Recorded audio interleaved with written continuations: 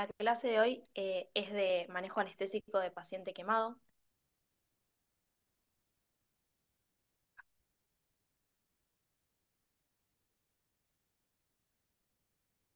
Bueno, estos son los tópicos que tenemos que abordar cuando hablamos del manejo anestésico del paciente quemado, ¿sí? La vía aérea, que vamos a ver más adelante, que en la mayoría o en casi todos los casos va a ser una vía aérea dificultosa, los accesos venosos, la reanimación inicial, su importancia y cómo debemos realizarla, el manejo del dolor, los cambios en la farmacocinética y farmacodinamia que tienen estos pacientes y cómo nos va a afectar a nosotros en nuestro manejo, y la ventilación mecánica, qué consideraciones debemos tener en cuenta. Bueno, en cuanto a las quemaduras, son lesiones que afectan la piel y los tejidos subyacentes, ya sea por energía térmica, química, eléctrica o mecánica. La piel es el órgano más extenso del cuerpo que tiene varias funciones: regula la temperatura corporal, previene la pérdida de fluidos, es una barrera para los microorganismos y además es parte del sistema neurosensorial. Entonces todas las manifestaciones que vamos a tener a través de una injuria por quemadura van a estar relacionadas con obviamente todas sus funciones. En cuanto a la epidemiología, el 90% de estos pacientes se presentan en países de ingresos bajos o medianos. Lo más frecuente son las quemaduras por llamas y en la mayoría de los casos se dan en el hogar o en el ambiente laboral. Los factores de riesgo para sufrir quemaduras son pertenecer a un nivel socioeconómico bajo, no contar con gas natural y calefaccionarse con otras alternativas, las niñas y los niños que poseen funciones domésticas, fallas en el sistema de salud y la sobrepoblación, el hacinamiento y demás. En cuanto a la mortalidad, hay diferentes factores que van a influir directamente en la mortalidad del paciente, que van a ser la edad mayor a 60 años, la superficie corporal total quemada mayor al 40% y la lesión por inhalación. Las quemaduras entonces las vamos a clasificar según etiología, que ya hablamos, ¿sí? Que pueden ser mecánica, eléctrica, térmica, o química, según la profundidad o según el porcentaje de la superficie corporal total quemada, sí, que posea el paciente. Eh, Sobre la profundidad de la lesión, las vamos a poder dividir, ¿sí? En superficiales o de primer grado, que van a ser aquellas que afecten la epidermis, parciales o de segundo grado, que van a afectar la epidermis y la dermis, y las complejas o profundas y de tercer grado, que van a afectar todas las capas. Acá dejé un cuadrito, pero bueno, acá hay uno más lindo. En este también muestra la correlación entre las A, B, B y C, que en realidad es lo mismo, o sea, considera las mismas capas, la misma sintomatología y demás. Em, pero bueno, en cuanto a la clasificación por grado, sí, la de primer grado va a comprometer solo la epidermis y va a presentar enrojecimiento de la piel, y el paciente va a tener hipersensibilidad. En cuanto a las de segundo grado, ya vamos a ver edema, ¿sí? O la lesión patognomónica de este tipo de quemaduras es la flictena, y a su vez se subdivide en superficiales y profundas. Estas van a comprometer la epidermis y parte de la dermis. Y en estos casos va a haber dolor por afectación de las terminaciones sensitivas. Y en el caso de las de tercer grado, va a haber destrucción de las dos capas de la piel en forma completa. Entonces vamos a tener un aspecto blanco o marrón acartonado, y ahora vamos a ver unas fotitos. Y en este caso el paciente no va a sentir dolor, si va a tener analgesia por destrucción de las terminaciones sensitivas, y la lesión patognomónica es la escara. Bueno, acá les dejé para que lo quieran ver y sepamos que existen, y cada uno use el que esté más familiarizado, ¿sí? Pero que también se dividen en A o superficial, B profunda, ¿sí? Están todas correlacionadas y son congruentes, digamos, una con la otra, así que no hay diferencia, uno puede usar la que quiera.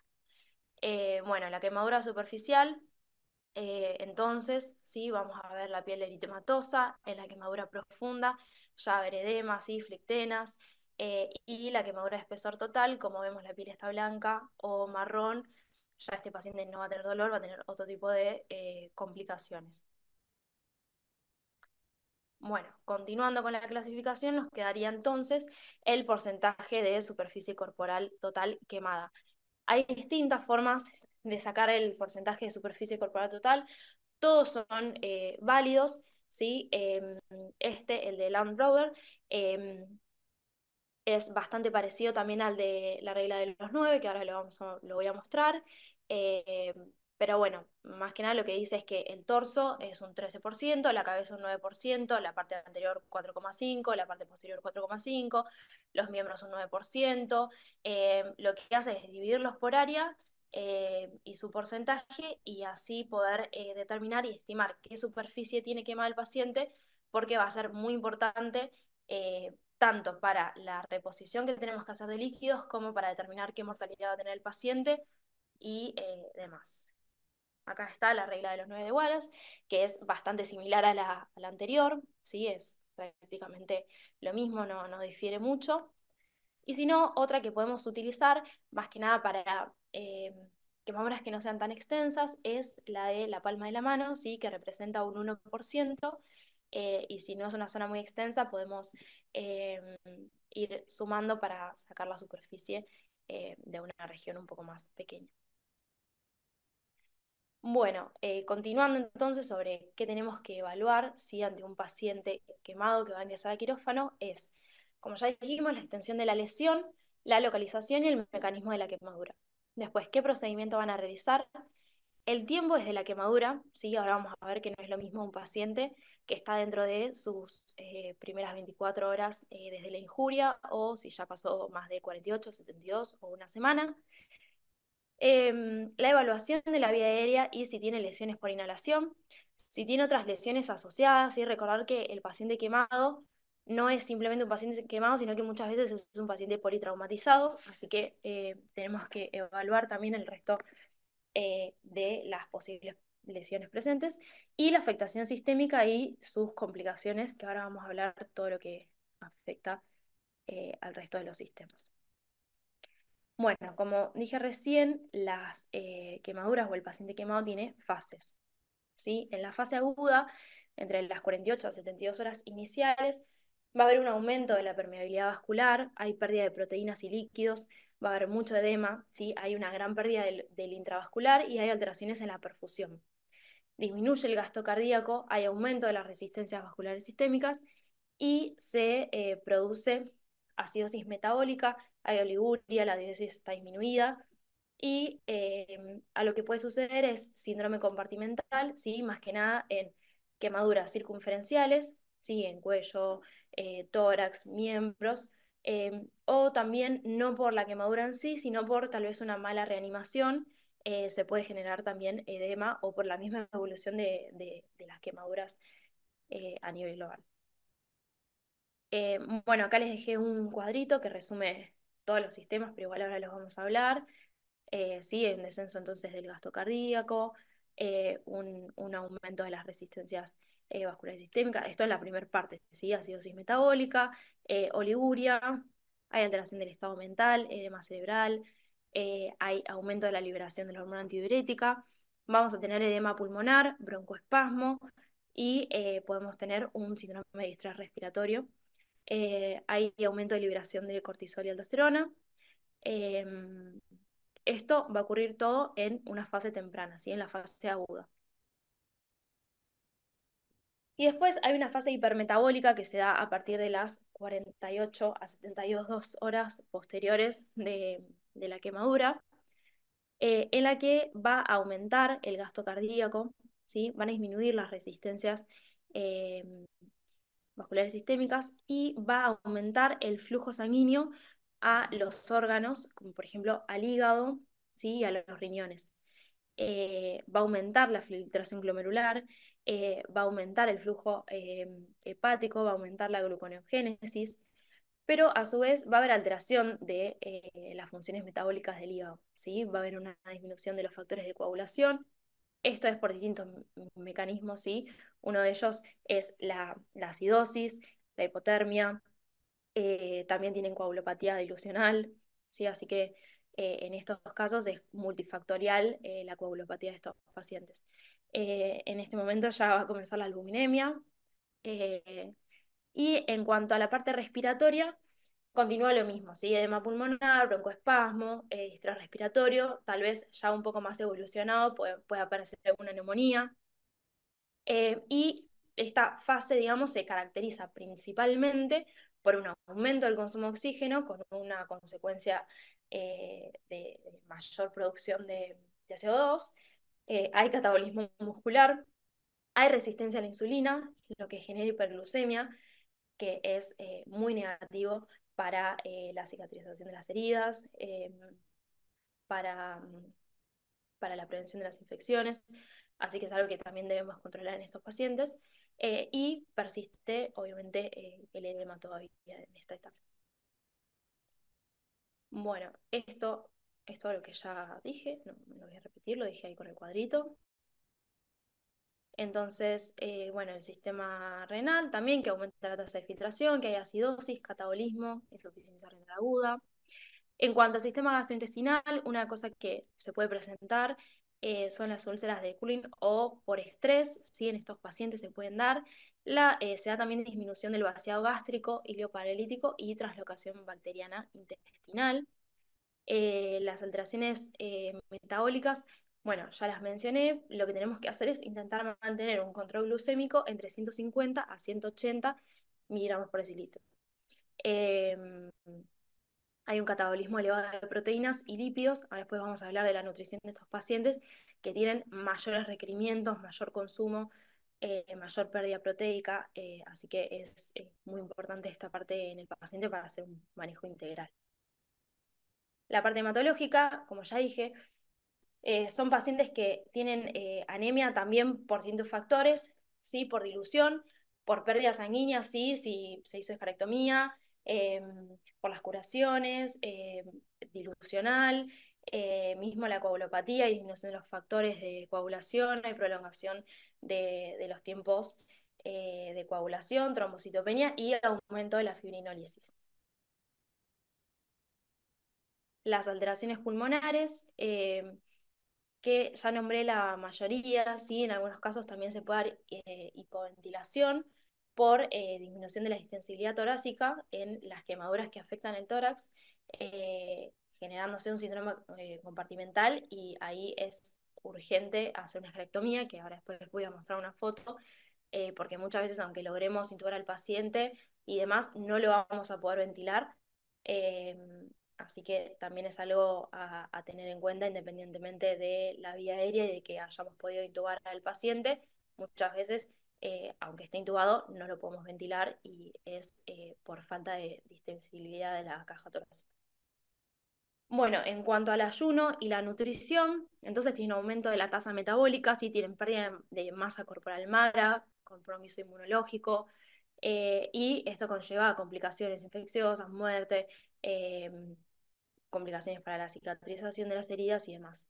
Entonces, en estos pacientes es fundamental el manejo nutricional, ¿sí? Tienen mayores necesidades calóricas por el hipermetabolismo y es importante priorizar la nutrición enteral precoz desde el inicio, ¿sí? De la fase de resucitación y no esperar, si bien tal vez van a ser pacientes que van a estar mucho tiempo internados, no esperar, sino que iniciar la nutrición desde el inicio.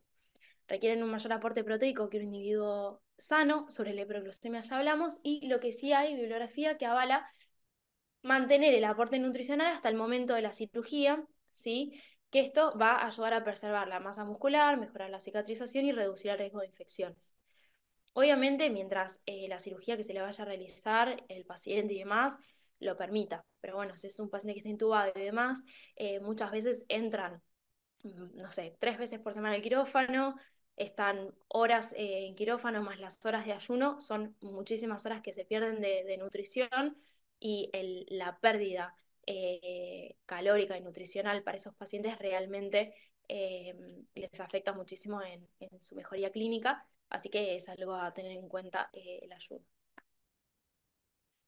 Bueno, otro factor importante en estos pacientes es la lesión por inhalación. Los pacientes que tienen lesión por inhalación tienen un aumento de la morbi-mortalidad entre un 20 y un 30%, y el 40% de los quemados graves tienen lesión por inhalación. Inicialmente, tal vez estos pacientes tienen una radiografía normal o no presentan alteraciones en la mecánica, eh, pero debemos evaluarlo, debemos buscarlo, ¿sí? Aumenta el requerimiento de líquidos en un 50%, ¿sí? Porque genera daño en la permeabilidad capilar, hay pérdida de líquidos en los espacios intersticiales y los alvéolos, y además hay una producción de citoquinas que genera una cascada inflamatoria que conlleva a una mayor pérdida de líquidos. ¿Cuándo lo sospechamos? Cuando hay cambios en la voz, ronquera, estridor, el paciente tiene tos, cuando vemos quemaduras en la cara, ¿sí? Los pelos de la nariz, cuando hay quemaduras en los labios, la lengua, la boca, faringe, cuando vemos hollín en el esputo o en el resto de la cara, cuando el paciente obviamente ya tiene disnea o alteración de estado de conciencia y cuando tiene hipoxemia. El mecanismo de lesión, ¿sí? De la lesión por inhalación puede ser directa, ¿sí? Que se va a presentar con un laringoespasmo o un broncoespasmo, puede ser por aspiración de humo o de partículas tóxicas. Esto va a conllevar también a broncoespasmo, infecciones, atelectasias, por gases irritantes, ¿sí? Que va a generar edema pulmonar, neumonía, o también se puede generar lesión indirecta por la reanimación de líquidos en pacientes con quemaduras corporales que no afecten la vía aérea, pero que sí tengan una gran superficie corporal quemada. Bueno, vamos a continuar entonces con el manejo inicial del paciente quemado. Lo vamos a hacer también tipo algoritmo, ¿sí?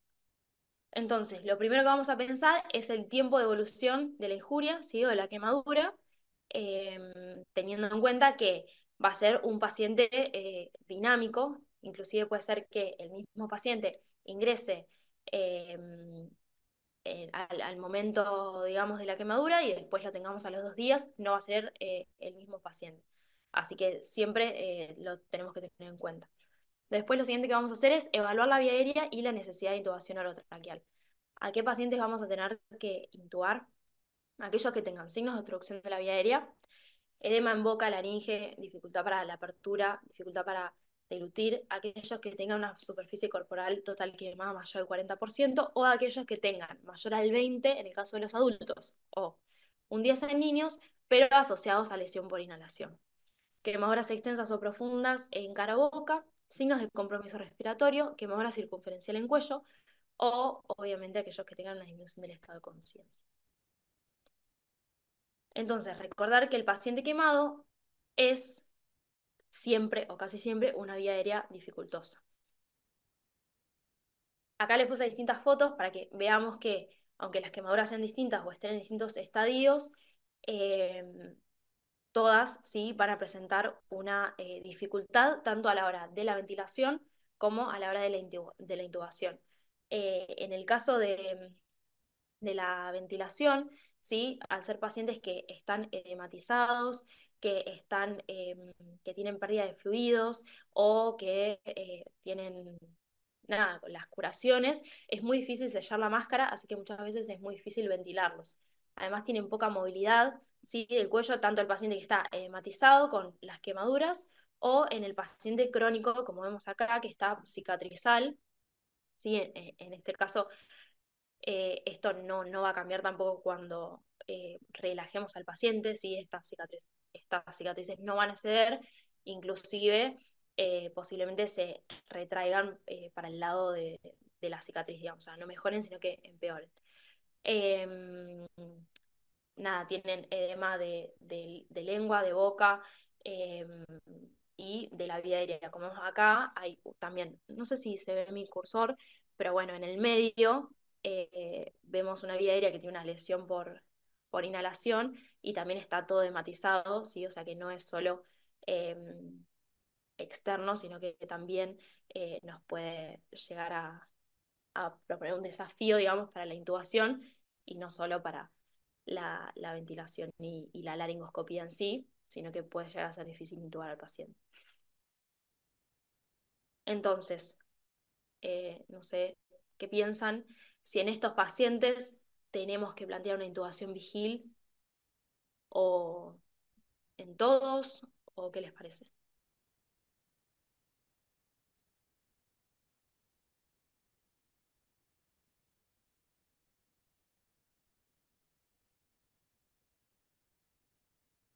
Barbie, ¿qué opinas? ¿Tu área vigil?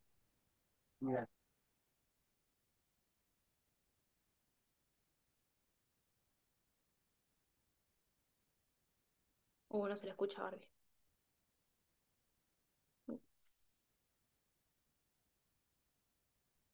Como que tenés activado el mic, pero no se te escucha, Barbie.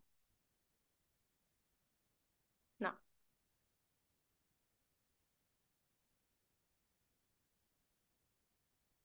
Bueno, Bueno, Barbie está lo, muda, así que seguí. sí, está muda. Bueno, lo que dicen las guías en realidad es que primero, no hay un algoritmo específico de vía aérea dificultosa para el paciente quemado, ¿sí? Sino que debemos utilizar el algoritmo de vía aérea dificultosa con el que nosotros estemos más familiarizados, ¿sí? Eh, ya sea el Vortex o el que sea que usemos, y que es una vía aérea dificultosa prevista. Entonces, en ese caso, digamos que la intubación vigil, si el paciente y nosotros o el ambiente en el que estamos cuenta con todas las herramientas para realizarla, deberíamos hacerlo, ¿sí? Sería lo más seguro para el paciente. Eh, en cuanto a al manejo de la vía aérea dificultosa, sí, primero se comienza con intentar ventilar normal al paciente. Si no podemos, vamos a pasar a dispositivos supraglóticos, que los estudios lo que decían era que tanto en pacientes pediátricos como en adultos tenían una alta tasa de efectividad, digamos, para su colocación y para la ventilación en estos pacientes, por la facilidad de su uso.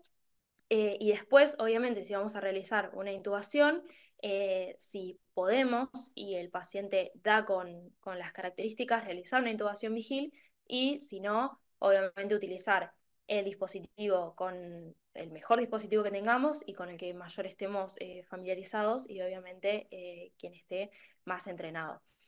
Porque ya sabemos que va a ser difícil.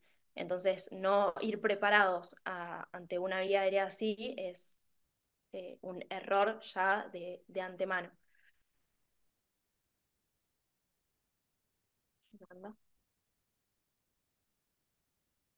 Bueno, y en cuanto a los criterios de no extubación, sacando los trastornos de la ventilación o la gasometría, hay otros factores que tenemos que tener en cuenta a la hora de decir si extubamos o no a un paciente quemado, ¿sí? Un paciente que requiera reingresos múltiples a quirófano es un paciente que va a quedar intubado. Un paciente que esté inestable hemodinámicamente también. Aquellos que tengan riesgo de lesión del injerto, ¿sí? O gran superficie quemada también. Y el manejo del dolor en estos pacientes es muy importante, así que también va a ser un factor que vamos a tener que evaluar a la hora de extubar o no a un paciente. En cuanto a la fijación del tubo, también es un desafío porque como vimos en las fotos anteriores, muchas veces no tenemos dónde fijar el tubo, obviamente cinta no tenemos que usar, primero porque vamos a lesionar al paciente, y segundo porque no va a fijar el tubo, así que también es una posibilidad de que el tubo se salga. Tenemos distintas alternativas, ¿sí? Fijar el tubo a los dientes, eh, también recomendaba colocar un packing para mayor estabilidad, y después hay distintos dispositivos con los que no contamos, pero ojalá que algún día sí, así que está bueno que los conozcamos, que generan eh, nada, una fijación, digamos, a la altura de la comisura del tubo, y otros, eh, que es este nuevito que se ve acá arriba, y el que está abajo a la derecha, sí agarra toda la circunferencia de la cabeza y también fija el tubo a la comisura de la boca. Y bueno, no tenemos que utilizar, pues, en un paciente desdentado puede ser que tampoco tengamos donde fijar el tubo, así que también sería otra complicación en estos pacientes. Bueno, en cuanto a lo que es la ventilación, ¿sí? La hipoxia, la intoxicación por monóxido y la ventilación son problemas que tenemos que considerar en estos pacientes, por más que ya lo hayamos intubado y demás, puede ser que el paciente siga con problemas para ventilar, como les decía hoy. y una de esas cosas puede llegar a ser eh, por falta de distensibilidad, por las quemaduras circunferenciales en el tórax, así que una de las soluciones es la escarectomía para que el paciente pueda ventilar. Bueno, si lo ventilamos, ¿cómo lo ventilamos? Tenemos que tratar al paciente quemado como un paciente distresado, ¿sí? Así que lo que vamos a hacer es utilizar ventilación protectiva, ¿sí? Bajos volúmenes corrientes de 6 a 8 mililitros kilo, con intentando mantener bajas presiones, ¿sí? Setear una PIP baja según ¿sí? lo que requiera el paciente. Y debemos evitar atelectasias, bolutrauma, barotrauma, porque todas estas lesiones aumentan la mortalidad. Y después, lo que leí es que hay alternativas como la utilización de BAFO o de ECMO, pero lo que decían era que no demostraron reducir la mortalidad. Así que bueno, si bien se utiliza y muchas veces se realiza como alternativa y demás, no mostraron reducir mortalidad con respecto a la ventilación, digamos. Ok. Bueno, otro aspecto a tener en cuenta en estos pacientes son los accesos vasculares. Sí, tenemos que realizar una reposición hídrica, así que debemos tener dos accesos venosos periféricos o intentar colocar una vía central si no disponemos de accesos. Obviamente la utilización del ecógrafo es un aliado para poder este, disponer de los accesos, porque son pacientes muy complejos que a veces tienen casi toda la superficie corporal quemada, pero bueno, debemos encontrar.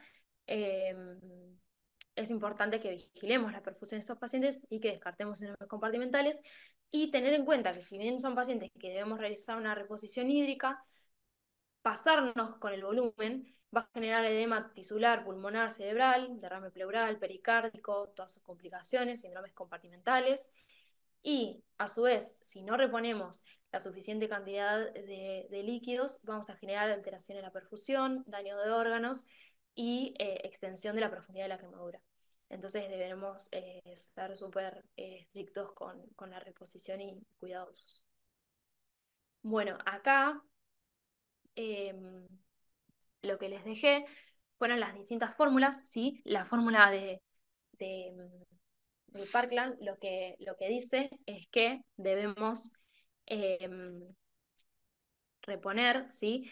Tener la superficie corporal total quemada, ¿sí? El peso del paciente y que vamos a reponer de Ringer lactato, ¿sí? De 2 a 4 mililitros por kilo de peso por superficie corporal total quemada y que el 50% de esos líquidos se los vamos a pasar en las primeras 8 horas y que el otro 50% la vamos a pasar en las 16 horas restantes del primer día.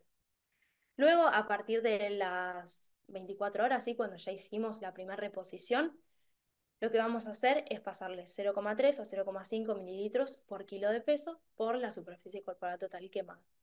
La fórmula de Brock es similar, no hay muchos cambios. Lo que sí decían los artículos es que debemos, independientemente de las fórmulas, controlar la diuresis, ¿sí?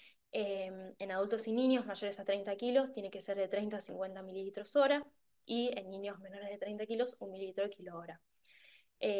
Y no solo guiar nuestra reposición por este, según la fórmula, sino también por la diuresis y otros objetivos como el gasto cardíaco, la presión arterial, el hematocrito, el lactato, que es un marcador también como hemos visto en las últimas clases de perfusión tisular. Así que ahora también vamos a hablar un poco de eso. Bueno, por ejemplo, si tenemos un paciente quemado, adulto, de 70 kilos, que tiene un índice de quemadura de 30%, tenemos que hacer 30 por 70 por 4. Eso nos va a dar 8.400 mililitros que le tenemos que pasar en 24 horas. Le vamos a pasar el 50% de eso en las primeras 8 horas, ¿sí? Y el otro 50% en las 16 horas restantes. Así es como tenemos que hacer eh, la reposición. Pero obviamente, previamente tenemos que haber sacado la superficie quemada del paciente. Bueno, esto es lo mismo. Esto es lo que les decía, que tenemos que guiarnos además por objetivos, ¿sí? El gasto urinario, el lactato, el índice cardíaco, la presión arterial, el hematocrito, la temperatura, y no solamente por los valores que nos hayan dado de reposición.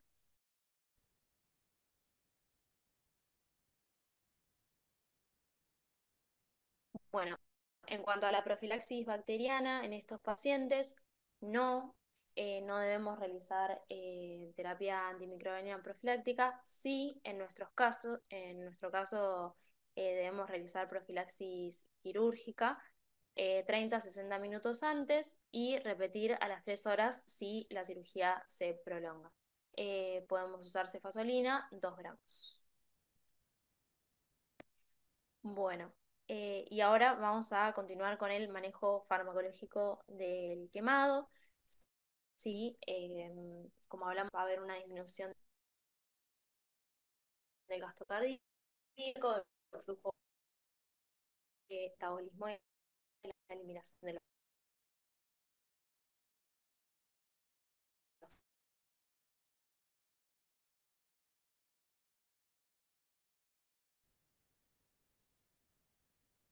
Entonces, durante las primeras 48 horas va a haber una disminución del gasto cardíaco, del flujo hepático y renal y en consecuencia una disminución en el metabolismo y la eliminación de los fármacos. Caso contrario, va a ocurrir en las 48 horas posteriores.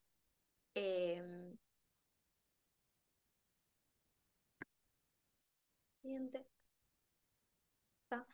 Entonces, lo que debemos tener en cuenta es que en la fase de shock tenemos que disminuir la dosis de los fármacos que tengan metabolismo hepático y renal, ¿sí? Que el volumen de distribución de los fármacos hidrosolubles va a ser menor y que para el resto va a ser mayor, que hay disminución de la albúmina y esto va a generar una mayor fracción libre de los fármacos, que hay pérdida de fármacos a través de la quemadura y que en la fase de flujo tenemos un clearance más alto y aumenta el flujo hepático y renal, por lo cual vamos en la mayoría de los casos a requerir mayor dosis de los fármacos. Bueno, y ahora vamos a ir por grupo de fármacos de los que nos competen a nosotros para realizar una anestesia a estos pacientes. En cuanto a los bloqueantes neuromusculares, sí, los despolarizantes, va a haber un aumento de los receptores inmaduros de acetilcolina, ¿sí? Estos van a ser más sensibles y susceptibles y van a permanecer abiertos más tiempo, lo que va a generar una mayor liberación de potasio. Esto va a generar hiperpotacemias severas, ¿sí? Que van a generar como complicación arritmias.